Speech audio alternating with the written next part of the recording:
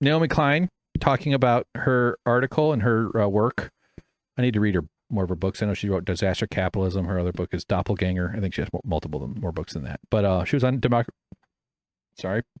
Now!, starring Amy Goodman, talking about an article she and another writer, Astra Taylor, wrote about end times fascism. I found this whole thing really interesting. I kind of wanted to play the whole 21 minutes, but we're not. So here she is, and she's answering a question about end times fascism.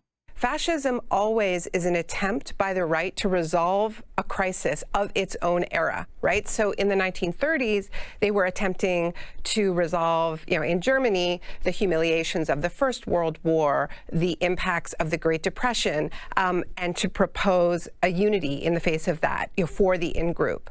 But our moment is different, and one of the things that makes it different, if you think about fascism in the 1930s, this is before the atomic bomb. It's before they understood climate change.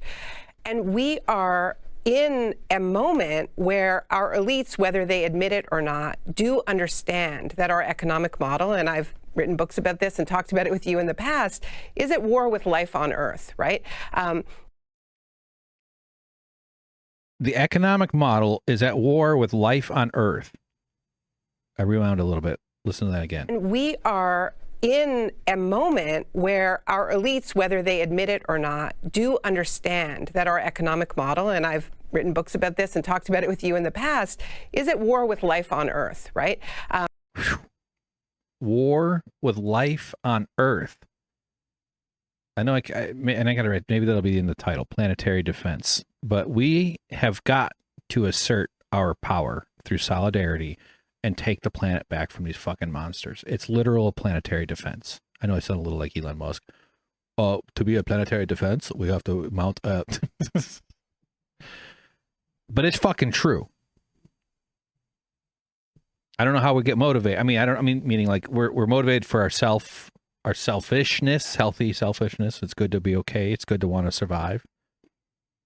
They got you over the barrel because we're always so tired and worn out and busy and distracted. I feel like I'm leaning my neck down into my mic. And they know it. That's why they're trying to escape. They're planning to evade. I think it's an interesting premise for science fiction or dystopian films about like hunting the final billionaires or, like the luxury bunker sort of thing. They'll have their escape plans. They've monetized that. Get your bug out bag, have your bucket of apocalypse food ready, have a plan to escape when it all goes to hell. It's a marketing opportunity. Right? So we're sold it. Capitalism has consumed that. It's co-opted that. But it's real. And this is what's different about any other era of the past, any other oppressive or overwhelming or dominant kind of civilizational thing. Is the amount of impact we have on the entire ecosystem. I get really bothered when people go, well, the Earth will be fine. We're not going to hurt the Earth, just a big planet. It's like, yeah, no fucking shit. We're talking about human habitability, though. We're talking about stable environment, stable atmosphere. And it's the fact that, it's like, I don't know if this fixes it. I don't doubt it would, but just, it shouldn't be legal to fly an airplane and you get to put on a parachute. You're the pilot, and you get to put on a parachute and jump out the door. That's what's happening on this planet. The people in charge are planning escaping the crash that they're causing.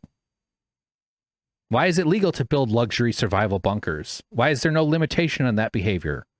Oh, freedom. Fuck that. All the laws we live with are limitations on your freedom. The rest of us are constrained. Just maybe we'll end up in one of those non-cannibal cults in the apocalypse. Right? It's just crazy. Now we introduced AI and technology and all this other stuff. Let's just let her go a little bit more. Cook. Naomi, cook. And they are barreling down this road of more and more extraction of fossil fuels, of all kinds of, basically anything they can extract from this earth and turn into energy and money, particularly now with AI, which is a energy and resource hog, water, LNG, critical minerals, all of it. So we're trying to understand how... I think she meant to say Ellen DeGeneres. I think she just mispronounced it. This is informing the kind of fascism that we're seeing. And also, we're trying to understand what unites this kind of strange Frankenstein coalition that Trump represents, where he's bringing together these, the richest people in the world who have ever existed with many working class people. So what binds the vision, right? And what we come up with in this piece, or what we propose in this piece, is that they all have given up on this world. Like they all have bought into a kind of apocalyptic fever, right? Whether it's Elon Musk and Jeff Bezos and their investments in outer space and sort of writing off this planet, whether AI, which is willing to sacrifice this animate world in order to build an artificial world, or whether it's the more populist MAGA vision of the fortress nation state, right, which is thinking, okay, we know more and more people are going to be coming. We know that disaster is on the horizon. I've listened to a lot of Steve Bannon for when I was writing Doppelganger, and it's all very survivalist, right? It's all of the commercials pretty much are selling gold because the economy is going to collapse, ready to eat meals for 90 days because you never know what's going to happen. So it sees the nation and the in-group as being inside the bunker, and then it's exiling the out-group to all of these lawless territories that you've been covering on the show. So yeah, that's so interesting. This is a really good video. You should go check it out. And Naomi does a good job with all her works. So jealous. I would love to write a book. I bet she and Amy Goodman went and had sushi with the boys afterwards. Yeah, so there's one more clip from this, but she makes the point that it's not this cohesive thing. There's various versions of this end times fascism that we're seeing. And just the thought I had is, like, I use the phrase, and you've probably heard me say this if you're one of my listeners here, but fortress brain, like this fortress brain mentality of arm yourself, safety. The source of safety is violence and the threat of violence. That's the American conception of safety. We're not going to talk people out of giving up their guns until we offer an alternative model for feeling safe in their community, in their society. And we're a deeply colonial, race supremacy, ethno-state origination. We're so rooted against like all the foundational root code, and another one of my common phrases, is very much against, or in other words, pro-fortress brain, against ideas of collective safety and collective cooperation. Even though when those things are introduced, like Social Security, Medicaid, Medicare, people fucking love that shit. So people do actually want that. That's what's in congruity with the peaceful instincts of humans. And instead we're encouraged to foment the worst parts of our nature.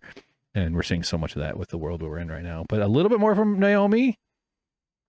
Naomi, call me. We'll write a book together. Okay. I know the F word.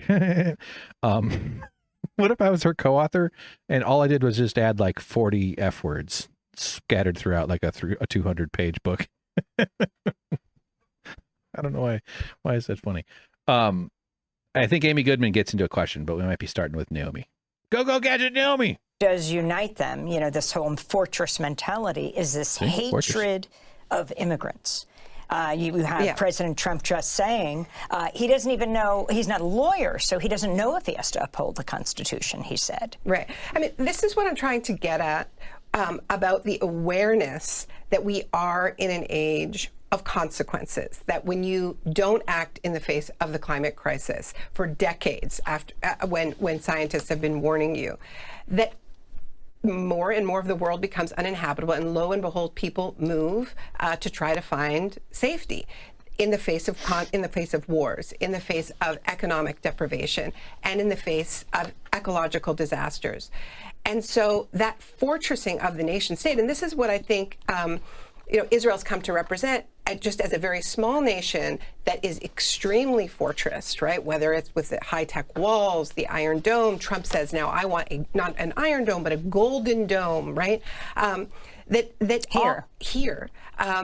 all of this is whether it's stated explicitly and a or military not. parade that'll cost tens of millions of dollars even as he slices and dices the government on his birthday in June. So the pattern is protecting the in-group and exiling and cleansing the out-groups, right? And so that, I think, is if there is support among the MAGA base for Israel, it's less out of a love for Israel than more out of an identification, like they are doing what we want to do here. Yes, yeah, that's so well said. Hierarchy. I'll add to that, Amy. Allow me. Excuse me, Naomi. I have something I'd like to add. Hierarchy works. Those who uphold it, those who perceive it, and I think for a lot of people, it's intuitive in terms, like it's conditioned so deeply that they don't even necessarily realize it, that they're supposed to be a boss man. I think a lot of childhood trauma informs this sort of dependency. You see this underdevelopment of emotional maturity. I'm very emotionally underdeveloped, but also incredibly emotionally overdeveloped too. It's sort of a fucking mess. I was an old soul. But like, anyway, having the will of submission, being subservient to something else's will, to something more powerful, becomes familiar and feels like a source of safety. But it's also an inherent cosmic violation that I think strikes on a very like deep DNA kind of intuitive sense. But so the solution to that is to perceive down the hierarchy the suffering, the pain, the sacrifice of those below you. So by seeing pain, by seeing people struggle, by being very offended and upset when black people wanted to swim in the same pools that the community had built for the white people, as like in the 50s, and instead of saying, well, fuck that, or instead of saying, okay, maybe we should evolve as a species and do better and be okay because we're all humans and we can all share the pool, they said nobody gets the pool. We're gonna deprive everybody. It's the swimming pool politics that you can Google that phrase. But like on a far more like aggressive sense, seeing the police violence that's part of our news, seeing the local news stations constantly reporting on stories that uphold and affirm right-wing narratives regarding crime and the feelings you're supposed to get, that useful fear that the ruling class wants you to feel. But that's all about showing you that the system is working as it's supposed to, which is that, yeah, you get screwed, but they're getting screwed worse. And that's proof that you are better off. You're safer than they are. Therefore, you're safe. Proximity to whiteness, proximity to the holiness at the very top. And then it becomes culturally imbued with all these complex conditioned things, especially through, I think, our parent. I think we underestimate now. I mean, obviously I know that's obvious, but like the fears of our fathers, the fears of our mothers, like the ways that our childhoods are informed by those sorts of things. If you're not all that self-reflective or self-aware or independently thinking, as I am, I think, in a lot of ways, I sniffed out. I mean, my whole life has just been like, well, that's fucking bullshit. What the fuck are you talking about? But the hierarchy requires the presence of the other person's deprivation for it to appear to be working, which is also why when that seems to stop working, or when it seems to be shaky in some way, it has to be reinforced swiftly usually with aggression or violence or some other form of that. And so that's why you get this lashing out. It's like fascism has this built-in immune system that's this cultural antipathy. Is that the right?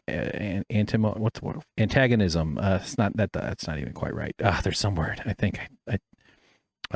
You know the word. I'm sure. Just think of the right word, would you? Towards people who are the out group. And when they obey, when they submit, when they're properly in their place, then you're safe. Then the world. Then that's the world working as it's supposed to. And you always have that call. You know, you see it with the ladies that say, oh, I'm going to pretend like I'm scared because a black guy is talking to me about my dog in the park. That was a New York one. And she says, she threatened him. I'm going to call the police and tell him a black guy's threatening me. Knowing that basically saying, I'm going to summon violence upon you. And I live in a society where I can do that to you, but you can't do that to me. That sort of stuff is fucking haunting and chilling. and because of video, we were able to see that. So anyway, that's my contribution. What do you have to say about Democracy Now? Let's listen to Democracy Now. Our task is to build a movement strong enough to stop them. Hell yeah! I think she might be quoting something. That's Amy Goodman.